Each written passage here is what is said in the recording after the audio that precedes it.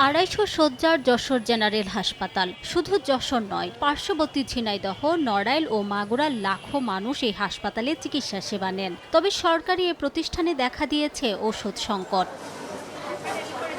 কর্তৃপক্ষের তথ্য মতে হাসপাতালের আউটডোর ও ইনডোর মিলিয়ে বছরে 69 কোটি টাকার ওষুধের চাহিদা রয়েছে, কিন্তু তার বিপরীতে বরাদ্দ মিলছে মাত্র 8 কোটি টাকার। ফলে রোগীদের 89% ওষুধেই কিনতে হচ্ছে বাইরে থেকে বেশি টাকা দিয়ে, অথচ সরকারি হাসপাতালে বিনামূল্যে ওষুধ পাওয়ার কথা ছিল।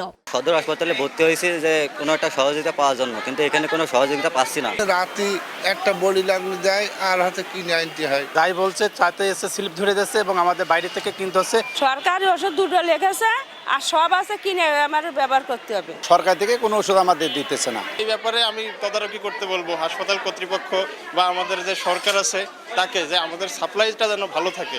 হাসপাতাল কর্তৃপক্ষের দাবি, সংকট কাটাতে নিয়মিত বরাদ্দ বৃদ্ধির জন্য চিঠি লিখেও কোনো প্রতিকার মিলছে না।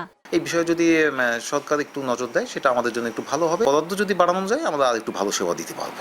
যশোর জেনারেল হাসপাতালে প্রতিদিন প্রায় 650 রোগী ভর্তি থাকেন, আর বহির্বিভাগে প্রতিদিন সেবা নেন 3000-এর বেশি মানুষ। সময় সংবাদ, যশোর।